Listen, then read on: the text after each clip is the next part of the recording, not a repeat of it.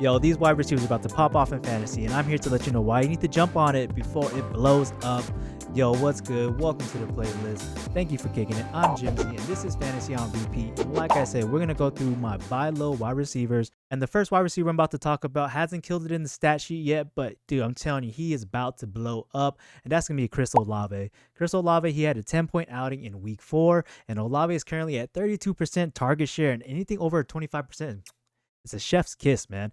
He's second in targets behind Puka. Yes, that guy who is currently 101, that Puka. He's second behind him in targets. You have to think about that. So more opportunities equals more fantasy, which equals he's a PPR monster, man. If you're playing PPR, you definitely need to go and try to buy low on Chris Olave.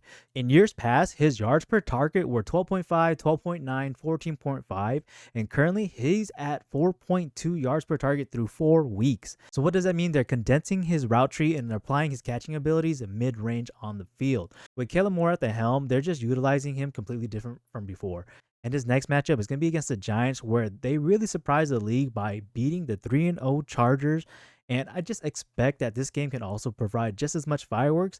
And with Chris Olave having a safe floor of 8.4 PPR points and can only provide high upside once the yardage racks up, plus the TDs start to hit. So you need to buy Chris Olave and you need him on your squad. Yo, and speaking of high upside, we're going to talk about a wide receiver 2 who will bounce back and reclaim his wide receiver 1 status, and that's going to be Nico Collins. Another mid outing in week 4, he got 9.9 fantasy points, and he's only made wide receiver 1 status once this year. He's commanding a 31% target share, and that's 1% less than Chris Olave, as I mentioned earlier. And the Texans OC will begin to start putting the pieces together and start applying what works, and that is CJ Stroud and Nico Collins. And what's really cool too is that with their rookie running back Woody Marks, he is sparking up a promising run game, so the Texans playbook should open up even more now. So this is the best opportunity for you to buy low on Nico Collins before the bye week, because his next matchup is against the Ravens, who give up 265 yards per game through the air. And you know what? That's only beneficial for Nico Collins to begin his ascension en route back to his wide receiver 1 status. All right, and the next wide receiver I will talk about is operating as the wide receiver 1, but he's not getting the headlines and his story is not being fully told, and that's Stefon Diggs. Because Stefon Diggs currently is top 10 in ESPN receiver scores, and he's still keeping up. He tore his ACL in week 8 last year and still producing.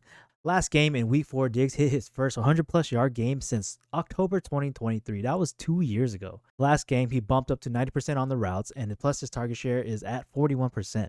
So he's currently top 12 on target separation, and he's about 2 yards of separation from his defender when he catches the ball. He's the number 1 wide receiver for the Patriots. He's a vet. He's going to exploit the defenses and find holes for Drake May to hit him. He's a key piece to this functional offense, and his next matchup, it's a revenge game narrative that I love, and it's going to be scary, but it's against the Bills.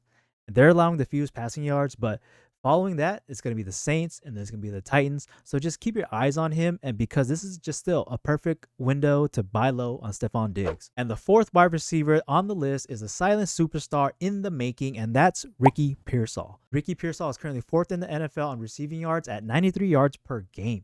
Also 4th in separation win rate versus man coverage. He's a definite chain mover because he has 16 first downs. And the only thing that's missing from his game right now is just touchdowns. He's currently 3rd in explosive rating at 132.1 according to Player Profiler. He was featured in my Sneaky Sleepers episode. If you want to peep that out, it's going to be up here. And that week, he went 8 for 11 and 117 yards without any touchdown, giving you 18.7 fantasy points. Currently, he is dealing with the PCL injury, the same thing that Jaden McDaniels got, Brock Bowers got. Currently, he's dealing with the PCL injury, the same thing that Jaden Daniels got and Brock Bowers. So now officially, he's been ruled out for Thursday Night Football against the Rams. So again, still, this is a perfect buy low opportunity for someone that's on pace for 1,600 yards and a positive regression candidate in the touchdown department. Look, Ricky Pearsall is the type of player that you want on your fantasy squad to reap the rewards when a full breakout happens. The last duo or pair of receivers that can change your fantasy football season so drastically is Xavier Worthy and Rashee Rice. Both of these receivers could definitely be obtainable. Xavier Worthy will be the wide receiver 1 until week 7 or week 8. So that's 2 or 3 weeks of production before Rashee Rice comes back. Last game, week 4, Xavier Worthy only touched the ball 7 times and he still got 121 yards.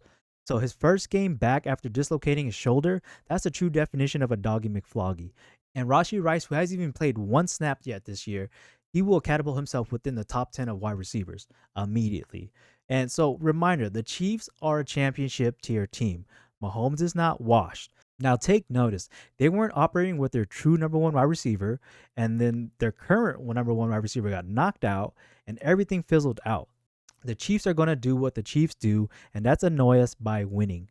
But winning cannot come without utilizing these two of Xavier Worthy and Rashee Rice. So buy low so you can associate yourself with winning fantasy football. So whether you're buying for volume, ceiling, or potential breakout, these wide receivers are perfect buy low candidates before the rest of the league sees what you are doing, man. If you want to see my buy low running backs, I got you covered right here to peep it out. Yeah, so that's it. I want to say thank you. Thanks for kicking it. I appreciate you watching this breakdown. If you like it, hit me up, like, comment, share. On to the next one, man. Fantasy on repeat. Jimsy, I'm out. Peace.